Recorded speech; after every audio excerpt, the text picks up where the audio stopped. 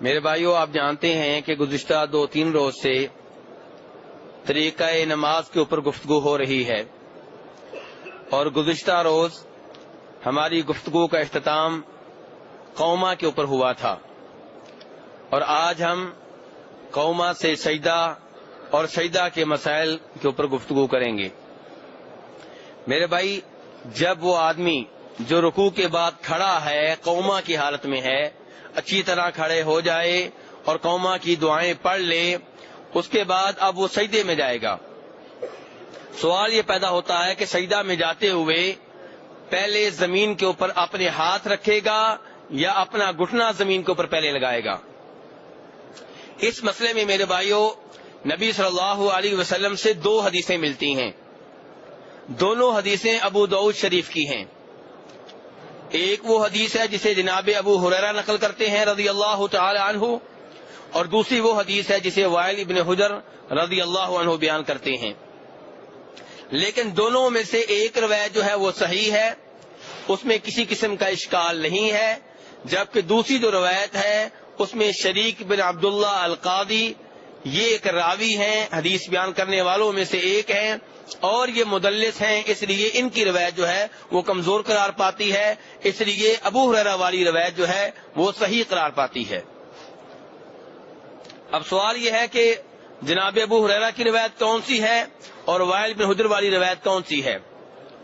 جناب ابو ہریرہ والی روایت وہ ہے جس میں آتا ہے کہ فرمایا نبی صلی اللہ علیہ وسلم نے، اذا سجد احدکم فلا یبرک کما یبرک البعیر وَلْيَضَعْ يَدَيْهِ قَبْلَ رُكْبَتَيْهِ، کہ جب تم میں سے کوئی سجدہ کرے تو وہ ایسے نہ بیٹھے سجدے میں جیسے اونٹ بیٹھتا ہے، بلکہ اپنے ہاتھوں کو زمین پہ پہلے لگائے اور گھٹنوں کو بعد میں لگائے۔ اور وائل بن حجر والی جو روایت ہے اس میں نبی صلی اللہ علیہ وسلم فرماتے ہیں کہ اپنے گھٹنے پہلے لگائے۔ اب میرے بھائی، نبی صلی اللہ علیہ وسلم کی باتوں میں تناقض نہیں ہو سکتا، آپ کی باتوں میں تضاد نہیں ہو سکتا، اس لیے علماء کرام دونوں حدیثوں کو اور حدیث کے بیان کرنے والوں کو پرکھتے ہیں، تو اس نتیجے تک پہنچتے ہیں کہ وائل بن حجر سے جو لوگ روایت بیان کر رہے ہیں ان میں ایک آدمی ہے شریک بن عبداللہ القاضی، اور وہ جو ہے مدلس ہے، اس لیے اس کی روایت جو ہے وہ ناقابل اعتماد ہے، اور پہلی حدیث قابل اعتماد ہے۔ چنانچہ نمازی کو چاہیے کہ سجدہ میں جاتے ہوئے پہلے اپنے ہاتھ رکھے، بعد میں گھٹنا رکھے۔ اور اس روایت کی تائید جناب عبداللہ ابن عمر رضی اللہ عنہ کے عمل سے بھی ہوتی ہے۔ امام بخاری فرماتے ہیں کہ عبداللہ ابن عمر کے شاگرد نافع کہتے ہیں کہ میں نے اپنے استاد صحابی رسول جناب عبداللہ ابن عمر کو دیکھا کہ جب وہ سجدہ میں جاتے تھے تو سجدہ میں پہلے اپنے ہاتھ رکھتے تھے، گھٹنے بعد میں رکھتے تھے۔ اور ابن خزیمہ میں ہے کہ عبداللہ ابن عمر یہ بھی کہتے تھے، ایسے ہی کرتے تھے رسول اکرم صلی اللہ علیہ وسلم۔ تو اس لحاظ سے میرے بھائی، اب خلاصہ کلام کیا ہوا کہ نمازی کو سجدہ میں جاتے ہوئے پہلے اپنے ہاتھ رکھنے چاہیے زمین پہ، پھر گھٹنے رکھنے چاہیے۔ سجدہ میں پہنچ گئے۔ اب میرے بھائی، سجدہ کے مسائل سے پہلے یہ بات جان لیں کہ سجدہ بہت عظیم عمل ہے، اللہ کو بہت محبوب ہے، اور اللہ کو محبوب کیسے نہ ہو کہ اللہ کے بندے نے اپنا ناک، اپنی جبین نیاز، اپنی پیشانی، اپنے گھٹنے، اپنے ہاتھ، اپنے پاؤں زمین پہ لگا دیے ہیں۔ کس کی خاطر؟ اپنے رب کی خاطر، اپنے خالق اور مالک کی خاطر۔ چنانچہ فرماتے ہیں نبی صلی اللہ علیہ وسلم، اقرب ما یکون العبد من ربہ وہو ساجد، کہ انسان سب سے زیادہ اللہ کے قریب اس وقت ہوتا ہے جب وہ سجدے کی حالت میں ہوتا ہے۔ فرمایا فاکثر الدعاء، اس لیے سجدے میں زیادہ سے زیادہ دعائیں کیا کرو۔ اور میرے بھائی، جب ربیعہ بن کعب الاسلمی نے نبی صلی اللہ علیہ وسلم کی بہت زیادہ خدمت کی تو آپ نے اس سے کہا کہ ربیعہ، کہ کچھ مانگنا چاہتے ہو تو مانگو، کچھ مانگنا چاہتے ہو تو مانگو۔ اب شاید کچھ لوگ یہاں سے یہ سمجھیں کہ نبی صلی اللہ علیہ وسلم مشکل کشا ہو گئے، مختار کل ہو گئے، مالک الملک ہو گئے، اسی لیے صحابی سے کہہ رہے ہیں جو کچھ مانگنا ہو مانگو۔ بھئی حدیث پوری سن لیں. ربیعہ بن کعب نے کہا کہ اللہ کے رسول صلی اللہ علیہ وسلم اسألک مرافقتک فی الجنہ، میں جنت میں آپ کا ساتھ چاہتا ہوں. پیسے نہیں مانگے، درم و دینار نہیں مانگے، کوئی پلاٹ نہیں مانگا. کیا کہا کہ میں چاہتا ہوں جنت میں آپ کا ساتھ مل جائے. تو میرے بھائی نبی صلی اللہ علیہ وسلم کے جواب کے اوپر غور کرنا ہے. کیا آپ نے کہا ٹھیک ہے میں نے تمہیں جنت الاٹ کر دی؟ کیا آپ نے کہا ہاں میں تمہیں گارنٹی دیتا ہوں کہ تم میرے ساتھ جنت میں ہوگے؟ اگر آپ مشکل کشا ہوتے، اگر آپ حاجت روا ہوتے، اگر آپ مختار کل ہوتے تو آپ ایسے ہی کہتے، لیکن ایسے نہیں کہا آپ نے. آپ نے الٹا ربیعہ سے کہا اعنی علی نفسک، کہ ربیعہ اگر جنت میں میرا ساتھ چاہتے ہو تو میری مدد کرو. کون کہہ رہے ہیں مدد کرو؟ نبی صلی اللہ علیہ وسلم صحابی سے کہہ رہے ہیں کہ جنت میں میرا ساتھ چاہتے ہو تو میری مدد کرو. اعنی علی نفسک، کیسے مدد کروں؟ فرمایا بکثرت السجود، اللہ کی راہ میں زیادہ سے زیادہ سجدے کیا کرو، زیادہ سے زیادہ نفل نمازیں پڑھا کرو، زیادہ سے زیادہ اللہ کی راہ میں اپنی جبین نیاز کو جھکایا کرو. تو میرے بھائی ربیعہ کو اللہ کے رسول کا ساتھ کیسے ملے گا؟ نیک عمل سے، سجدے کرنے سے، نفل نمازیں پڑھنے سے، اعمال صالحہ کرنے سے. تو فرمایا اعنی علی نفسک بکثرت السجود. تو یہاں سے بھی آپ جان سکتے ہیں کہ سجدے کی کتنی اہمیت ہے. اور یہی کچھ آپ نے اپنے خادم اور اپنے صحابی جناب ثوبان رضی اللہ عنہ سے بھی کہا تھا کہ اللہ کی راہ میں زیادہ سے زیادہ سجدے کیا کرو. تو میرے بھائی اب سجدے کی فضیلت تو ہم نے تھوڑی بہت جان لی، سجدے کی اہمیت تو ہمیں معلوم ہو گئی. اب سجدہ کیسے کرنا ہے؟ کیا اپنی مرضی کا سجدہ کرنا ہے، جیسے دل چاہے ویسے کرنا ہے، یا جیسے جس کو اس کے مولوی صاحب بتا دیں ویسے کرنا ہے، یا نبی صلی اللہ علیہ وسلم کے سجدے کے مطابق سجدہ کرنا ہے؟ میرے بھائی سجدہ ویسے کرنا ہے جیسے نبی صلی اللہ علیہ وسلم کیا کرتے تھے، جو ہمارے نبی ہیں، ہمارے رسول ہیں، ہمارے آئیڈیل ہیں، ہمارے لیے نمونہ اور اسوہ کی حیثیت رکھتے ہیں. اور آپ کی سجدے کے بارے میں تعلیمات کیا ہے؟ سجدے میں آپ کا انداز کیسے ہوتا تھا؟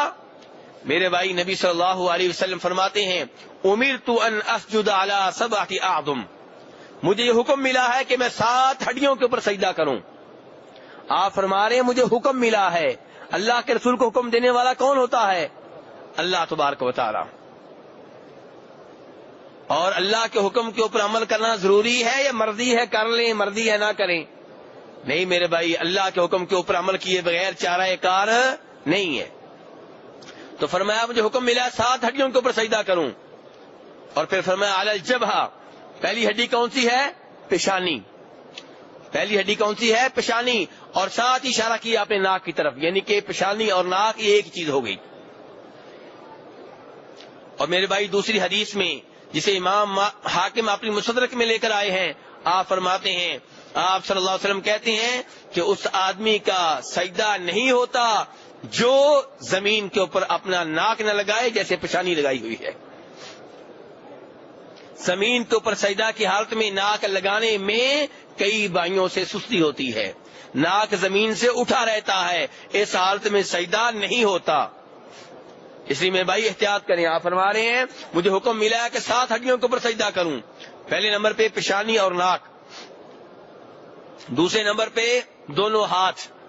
کتنی ہڈیاں ہو گئیں؟ اور اس کے بعد فرمایا دونوں گھٹنے، کتنی ہو گئیں؟ اور اس کے بعد فرمایا دونوں پاؤں کی انگلیوں پہ. یہاں سے پتا چلا انگلیاں زمین کے اوپر لگی ہوئی ہونی چاہیے. کئی لوگ سجدہ کرتے ہیں لیکن پاؤں اٹھا ہوا ہوتا ہے، اس حالت میں سجدہ نہیں ہوتا.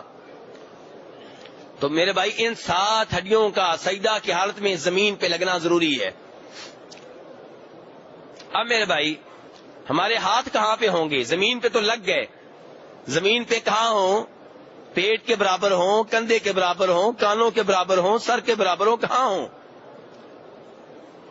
میرے بھائیو نماز اتنا عظیم عمل ہے، کہ ایک ایک چیز کا آپ نے خیال رکھنا ہے.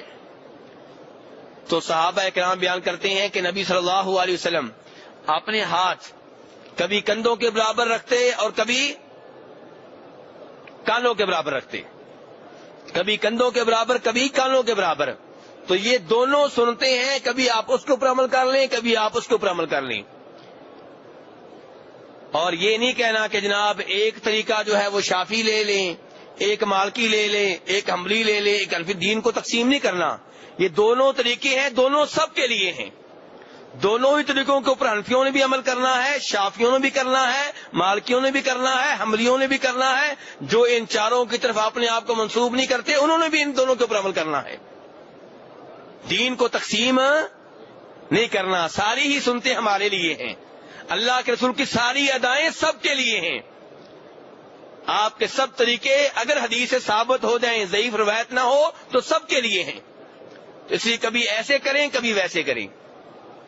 اور میرے بھائی ہاتھ زمین کے اوپر لگے ہوئے ہوں اور آپ کے بازو زمین سے اٹھے ہوئے ہوں. ورفع مرفقیک، فرمایا اپنی کونیوں کو زمین سے اٹھا کر رکھو. اور اگر کسی کے بازو زمین کے اوپر لگے ہوئے ہیں، چاہے وہ مرد ہو چاہے وہ عورت ہو، تو وہ سن لے.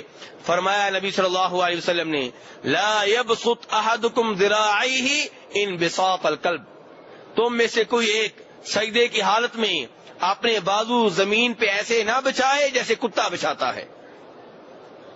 آپ نے فرمایا تم میں سے کوئی بھی ایسے نہ کرے. اس میں مرد بھی آ گئے عورتیں بھی آ گئیں. نماز کا طریقہ مردوں عورتوں کے لیے ایک ہے. نبی صلی اللہ علیہ وسلم نے جب فرمایا صلو کما رأیتمونی اصلی، لوگوں ویسے نماز پڑھو جیسے مجھے نماز پڑھتا ہوا دیکھتے ہو. آپ نے یہ نہیں کہا کہ مرد مجھے دیکھیں اور عورتیں میری بیگم کو دیکھ لیں. عورتوں نے بھی نبی صلی اللہ علیہ وسلم کو دیکھنا ہے، مردوں نے بھی نبی صلی اللہ علیہ وسلم کی جانب دیکھنا ہے. دین دونوں کے لیے ہے. جو حکم آپ نے دے دیا وہ مردوں کے لیے بھی ہے عورتوں کے لیے بھی ہے. اگر عورتوں کا کسی مسئلے میں فرق ہے تو اللہ کے رسول نے وہ الگ بیان کر دیا، کہہ دیا کہ عورتوں کا حکم یہ ہے. جہاں پہ آپ خاموش رہے وہاں مردوں اور عورتوں کا طریقہ ایک ہی ہے. اس لیے میرے بھائی طریقہ نماز میں مردوں اور عورتوں کے درمیان کوئی فرق نہیں ہے.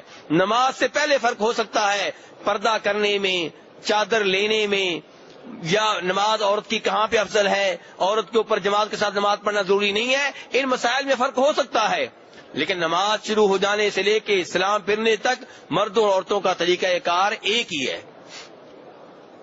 اور وہ جو کہا جاتا ہے کہ عورتیں سجدہ کی حالت میں جناب بازو بچھا لیں اور اپنے آپ کو سمیٹ لیں اور ان کے پاؤں بچھے ہوئے ہوں، میرے بھائی یہ سب کچھ غیر درست ہے اور اس سے توبہ طائب ہو جائیں. صرف ایک روایت آتی ہے، وہ بھی ضعیف ہے، مرسل ہے، منقطع ہے. بیان کرنے والوں میں ایک راوی سالم ہے جو متروک ہے، جسے محدثین نے ترک کر دیا. اس کے جھوٹا ہونے کی وجہ سے اس کے اوپر اعتماد نہیں کرتے تھے. اور ایسے آدمی کی بیان کی ہوئی حدیث کو جناب رسول اکرم صلی اللہ علیہ وسلم کی طرف منسوب کرنا جائز نہیں ہے، جرم ہے، گناہ ہے، غلط ہے.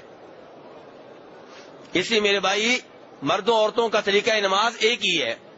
تو جب سجدہ کیا جائے گا بازو میرے بھائی زمین کے اوپر نہیں لگنے چاہیے. اب میرے بھائی سینے، پیٹ اور رانوں کا کیا کرنا ہے؟ سینہ زمین کے ساتھ لگا ہوا ہو کوئی حرج نہیں میرے بھائی. حرج ہے سینہ بھی اٹھا ہوا ہو زمین سے، پیٹ بھی اٹھا ہوا ہو، رانے بھی زمین کے ساتھ نہ لگیں اور پیٹ رانوں سے نہ لگ رہا ہو، رانے پیڑیوں سے نہ لگ رہی ہوں. بازو آپ کے زمین کے اوپر لگے ہوئے ہوں، اٹھے ہوئے ہوں، اس قدر اٹھے ہوئے ہوں کہ صحابہ کرام کہتے ہیں، بخاری شریف کی حدیث ہے کہ نبی صلی اللہ علیہ وسلم کے بازو اٹھے ہوئے ہوتے تھے اور پیٹ سے الگ ہوتے تھے، حتیٰ کہ پیچھے سے آپ کی بغلوں کی سفیدی نظر آ رہی ہوتی تھی. لوگ کہتے ہیں نہیں جی عورتوں کے پردے کا مسئلہ ہے. میرے بھائی عورتوں کے پردے کا خیال آپ سے زیادہ اسلام کو ہے، دین کو ہے، نبی صلی اللہ علیہ وسلم کو ہے. تو اگر اللہ کے رسول چاہتے تو ان کے لیے سجدے کی الگ کیفیت بیان کر دیتے، لیکن آپ نے بیان نہیں کی. دوسری بات یہ ہے کہ عورت تو اکثر و بیشتر گھر میں نماز پڑھتی ہے جہاں پردے کا مسئلہ نہیں ہوتا. تو آپ تو وہاں بھی کہتے ہیں کہ عورت ایسے ہی سجدہ کرے، ایسے ہی زمین پہ بازو لگائے، ایسے ہی سمٹ کے رہے، ایسے ہی پاؤں بچھا لے. تو اس سے معلوم یہ ہوتا ہے میرے بھائی یہ آپ کی عقلی دلیل غلط ہے، درست نہیں ہے. تو بہرحال مردوں عورتوں کا طریقہ سجدے میں بھی اور دیگر نماز میں بھی ایک ہی ہوگا. تو بازو اٹھے ہوئے ہوں اور پیٹ کے ساتھ نہ لگیں، اور ایسے ہی پیٹ جو ہے یہ رانوں سے نہ لگا ہوا ہو، رانے پلیوں سے لگی ہوئی نہ ہوں. اب آ جاتے ہیں پاؤں کی طرف. پاؤں کیسے ہوں میرے بھائی؟ پاؤں اٹھے ہوئے ہوں، یعنی کہ بچھائے ہوئے نہ ہوں، انگلیوں کے کنارے جو ہیں وہ زمین پہ لگ رہے ہوں، لیکن پاؤں کھڑے ہوں، بچھے ہوئے نہ ہوں، اور دونوں پاؤں کی ایڑیاں آپس میں ملی ہوئی ہوں، اور انگلیوں کے کناروں کے سرے جو ہیں ان کا رخ قبلے کی جانب ہو. یعنی کہ آپ کا باقی پاؤں جو ہے اس کا جو رخ ہے وہ پیچھے کی طرف ہے، لیکن پاؤں کی انگلیوں کا رخ قبلے کی جانب ہونا چاہیے. کیا دلیل ہے میرے بھائی؟ دلیل اس کی وہ حدیث ہے جسے امام مسلم روایت کرتے ہیں اور امام ابن خزیمہ، کہ ام المؤمنین عائشہ رضی اللہ عنہا فرماتی ہیں ایک رات میں نے نبی صلی اللہ علیہ وسلم کو بسترے پہ نہ پایا، میں آپ کو تلاش کرنے لگی. جناب عائشہ کیا فرماتی ہیں؟ میں آپ کو تلاش کرنے لگی. میرے وہ بھائی جن کا عقیدہ ہے کہ نبی صلی اللہ علیہ وسلم نور تھے، وہ جناب عائشہ کے الفاظ کو دھیان سے سنیں کہ جناب عائشہ رات کے اندھیرے میں آپ کو تلاش کر رہی ہیں، ہاتھ مار مار کے ٹٹور رہی ہیں. اگر آپ نور ہوتے جناب عائشہ کو ہاتھ مار مار کے تلاش نہ کرنا پڑتا. اگر آپ نور ہوتے جناب عائشہ کو آپ نظر آ جاتے، بلکہ آپ کی نور سے کمرہ منور ہوتا. لیکن یہاں پہ جناب عائشہ کہہ رہی ہیں، مسلم شریف کی حدیث ہے، ابن خزیمہ کی حدیث ہے، میرے بھائی بیٹھ جائیں. وہ کہتی ہیں کہ میں آپ کو تلاش کرتی رہی، ٹٹولتی رہی، ہاتھ مارتی رہی. میرے بھائی یہاں سے ایک اور چیز بھی معلوم ہو گئی. عقیدہ ٹھیک کریں میرے بھائی، عقیدہ آ گیا ہے. ایک تو یہ معلوم ہو گیا کہ اللہ کے رسول صلی اللہ علیہ وسلم بشر تھے، نور نہیں تھے. اور میرے بھائی اب بات شروع ہو گئی ہے تو پہلے اس کو واضح کر دوں کہ قرآن پاک بھرا پڑا ہے اس عقیدے سے کہ انبیاء کرام علیہم الصلوۃ والسلام بشر تھے. میرے بھائی جو بھی نبی آتے رہے ان کے امتی ان کے اوپر یہی اعتراض کرتے رہے کہ تم بشر ہو، ہم تمہیں نبی کیسے مان لیں؟ اگر وہ بشر نہ ہوتے تو نبی آگے سے کہتے تمہیں کس نے کہہ دیا کہ ہم بشر ہیں؟ ہم تو بشر نہیں ہیں، ہم تو نور ہیں. لیکن وہ آگے سے کہتے تھے، کیا کہتے تھے؟ اٹھائیے سورہ ابراہیم 13واں سپارہ. قالت رسلهم افی اللہ شک فاطر السماوات والارض. ان کے رسول اپنے امتیوں سے کہنے لگے کہ ظالموں، تم اللہ کے بارے میں شک کرتے ہو، جو اللہ آسمانوں اور زمین کو پیدا کرنے والا ہے وہ تمہیں بلا رہا ہے تاکہ تمہارے گناہوں کو معاف کر دے اور تمہیں مہلت دے رہا ہے. قالوا ان انتم الا بشر مثلنا. امتی کہنے لگے آگے سے، وہ کافر کہنے لگے آگے سے، تم تو ہماری طرح کے بشر ہو. یہ کون کہنے لگے؟ کافر. تريدون ان تصدونا عما كان يعبد آباؤنا فاتونا بسلطان مبين. تم ہماری طرح کے بشر ہو اور چاہتے ہو کہ ہم اپنے ان بزرگوں کی عبادت چھوڑ دیں، ان بتوں کی عبادت چھوڑ دیں جن کی ہم عبادت کیا کرتے تھے. کوئی واضح دلیل لے کر آؤ. آگے سے رسولوں نے کیا کہا؟ کیا انہوں نے کہا کہ ہم بشر نہیں ہیں؟ نہیں، فرمایا ان نحن الا بشر مثلکم ولکن اللہ یمن علی من یشاء من عبادی. کہ اس میں کوئی شک و شبہ نہیں ہے، ہم تمہاری طرح کے بشر ہیں، لیکن اللہ جس پہ چاہتا ہے اپنے بندوں میں سے احسان فرما دیتا ہے. ہم بشر ہیں، اللہ نے نبی بنا دیا. ہم بشر ہیں، اللہ نے رسول بنا دیا، اللہ نے احسان کر دیا. اور میرے بھائی 15واں سپارہ اٹھا لیں، سورہ کاف اٹھا لیں، سورہ اسراء اٹھا لیں. وہاں پہ اللہ تعالیٰ فرماتے ہیں وما منع الناس ان يؤمنوا اذ جاءهم الهدى الا ان قالوا ابعث الله بشرا رسولا. کہ لوگوں کو اسلام قبول کرنے سے، ہدایت قبول کرنے سے ایک ہی چیز نے روکے رکھا، اور وہ کیا؟ کہ وہ کہتے تھے کہ کیا اللہ تعالیٰ نے کسی بشر کو رسول بھیجنا تھا؟ ابعث اللہ بشرا رسولا. فرمایا اللہ تعالیٰ نے، آپ کہہ دیں قل لو كان في الارض ملائکۃ یمشون مطمئنین لنزلنا علیہم من السماء ملکا رسولا. اگر زمین پہ رہنے والے فرشتے ہوتے تو ہم یقیناً کسی فرشتے کو رسول بنا کے بھیجتے، لیکن زمین پہ رہنے والے بشر ہیں تو ہم نے بشر کو رسول بنا کے بھیجا ہے. اور دوسری جگہ پہ فرمایا کہ اگر ہم کسی فرشتے کو رسول بنا کر بھیجتے تو پھر یہ کہتے جناب ہمیں تو پتہ ہی نہیں چل رہا، صورتحال خلط ملط ہو گئی ہے، ہمیں پتہ ہی نہیں چل رہا یہ کیا چیز ہے کیا نہیں ہے. پھر تو لوگوں نے بڑے بڑے اعتراض کرنے تھے. یہ بھی کہنا تھا بھائی یہ فرشتہ ہے، ہم انسان ہیں، یہ کہتا ہے جہاد کرو، یہ کر سکتے ہیں، یہ تھکتے نہیں، ہم تو تھک جاتے ہیں. یہ کہتا ہے جی یہ رسول ہمارا فرشتہ کہتا ہے نمازیں پڑھو، یہ تو نمازیں پڑھتے ہوئے تھکتے نہیں، ہم بشر ہم تھک جاتے ہیں، ہم کیسے اس کی پیروی کریں. اور اللہ تعالی نے سورہ فرقان میں فرمایا کہ وما ارسلنا قبلک من المرسلین الا انہم لیأکلون الطعام ویمشون فی الاسواق. ہم نے جو بھی رسول بھیجے وہ کیا تھے؟ وہ کھانا کھانے والے تھے، بازاروں میں چلنے والے تھے، یعنی کہ انسانوں کی طرح انسان تھے. وہ الگ بات ہے کہ فضیلت کے لحاظ سے، مقام کے لحاظ سے، شان کے لحاظ سے سب انسانوں سے آگے نکل گئے.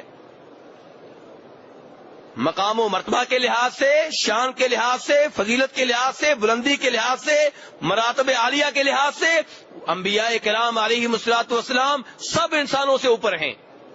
اور ہمارے نبی صلی اللہ علیہ وسلم سب نبیوں اور رسولوں کے سردار ہیں، لیکن ہیں یہ سارے کے سارے بشر. تو جناب عائشہ کیا فرما رہی ہیں کہ ایک رات مجھے اللہ کے رسول نہ ملے، میں آپ کو تلاش کرنے لگی. اور یہاں سے عقیدے کا ایک اور مسئلہ بھی کہ جیسے نبی صلی اللہ علیہ وسلم عالم الغیب نہیں تھے، ایسے ہی آپ کے صحابہ کرام بھی عالم الغیب. اگر جناب عائشہ عالم الغیب ہوتی تو آپ کو تلاش کرنے کی ضرورت نہیں تھی، پتا ہوتا اللہ کے رسول پاس ہی سجدے کے ہاتھ میں پڑے ہوئے ہیں. لیکن جناب عائشہ پریشان ہو چکی ہیں، واضح طور پہ کہتی ہیں، حدیث مسلم شریف کی، ابن خزیمہ کی، نسائی کی ہے، واضح طور پہ کہتی ہیں کہ مجھے شک پڑا کہ شاید آپ کسی اور بیگم کے پاس نہ چلے گئے ہوں. اگر عالم الغیب ہوتی تو ان شکوک و شبہات میں نہ پڑتی، لیکن یہاں پہ میری اور آپ کی ماں شکوک و شبہات میں پڑ چکی ہیں، خود بیان کر رہی ہیں کہ میں نے سوچا کہ شاید آپ کسی اور بیگم کے پاس چلے گئے ہیں، اس لیے پہلے کمرے کی تلاشی لینے لگی. ہاتھ مار رہی ہیں، ادھر ادھر دیکھ رہی ہیں.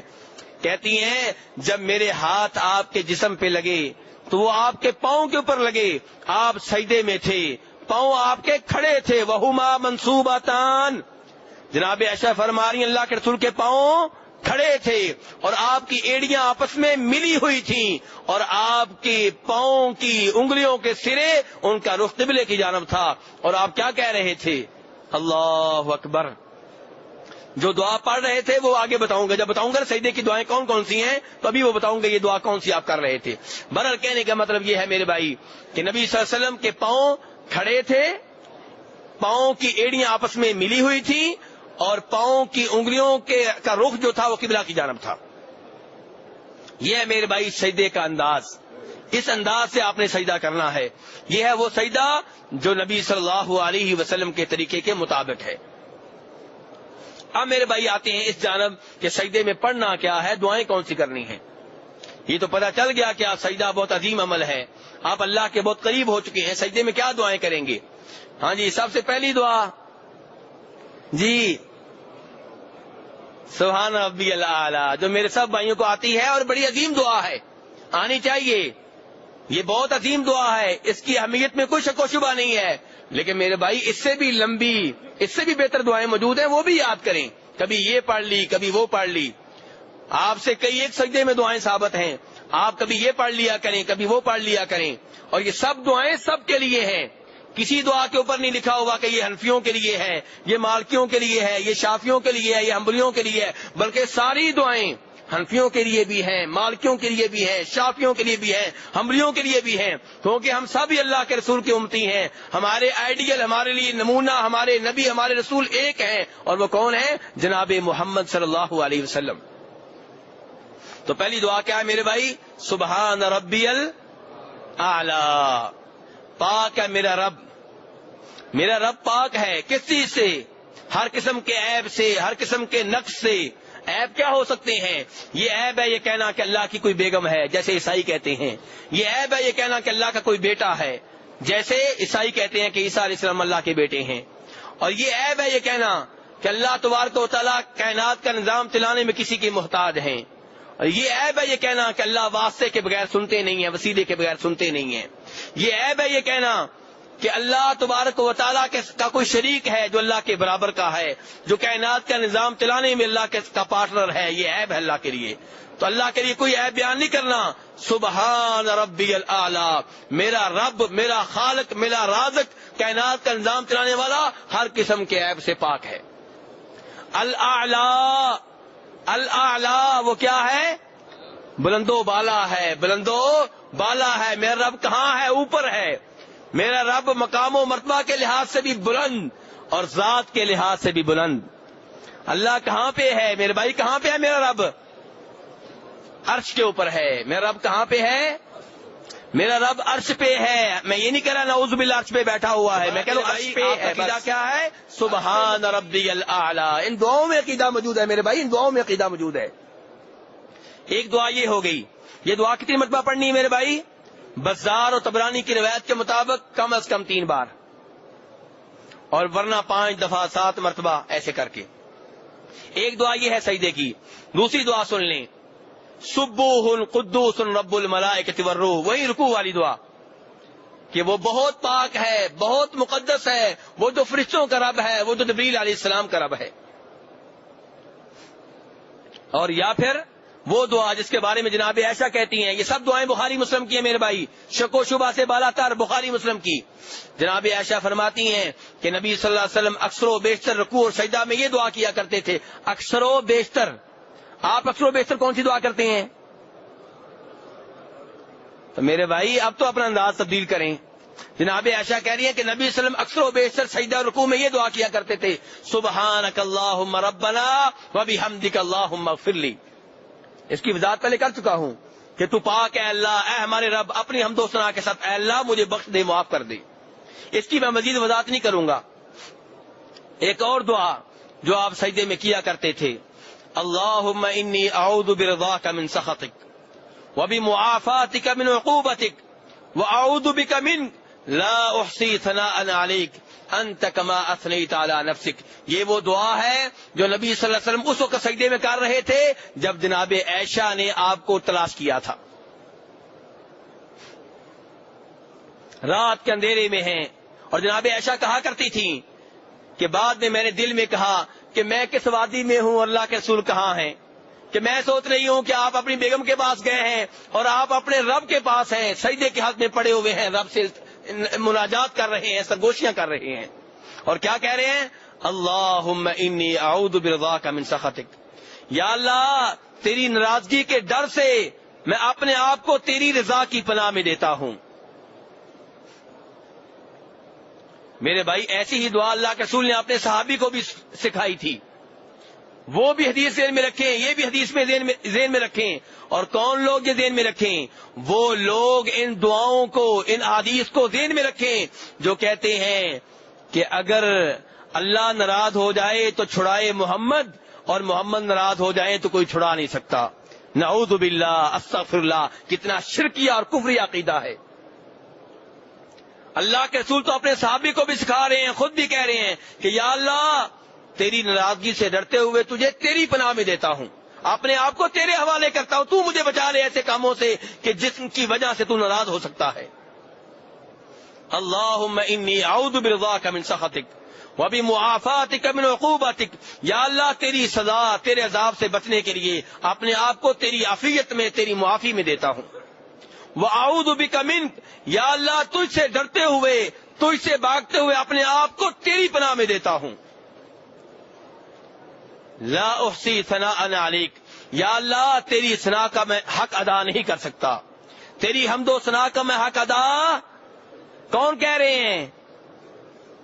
نبی صلی اللہ علیہ وسلم کا مقام سب سے زیادہ بلند, لیکن اللہ کے سامنے یہ مقام ہے کہ آپ بھی اللہ کی ثنا کا حق ادا نہیں کر سکتے, کسی اور نے کیا حق ادا کرنا ہے. لوگ کہتے ہیں نہیں جی میرے پیر نے اتنے مجاہدے کر لیے ہیں, اتنی ریاستیں کر لی ہیں, اتنے چلے کاٹ لیے ہیں کہ اب نمازیں معاف ہو گئیں. یہاں پہ اللہ کے رسول فرما رہے ہیں صلی اللہ علیہ وسلم کہ یا اللہ تیری حمد و ثنا کا میں حق ادا نہیں کر سکتا. انت کما اثنیت علی نفسک، یا اللہ تو ویسے ہے جیسے تو نے خود اپنی حمد و ثنا بیان کی ہے. اپنی حمد و ثنا کا حق تو ہی ادا کر سکتا ہے، کوئی اور ادا نہیں کر سکتا، کوئی مخلوق یہ حق ادا نہیں کر سکتی. اسی دعا کی روشنی میں اس حدیث کو سمجھیں جس حدیث میں آتا ہے کہ نبی صلی اللہ علیہ وسلم نے فرمایا تم میں سے کوئی بھی اپنے عمل کے بدلے میں جنت میں نہیں جائے گا.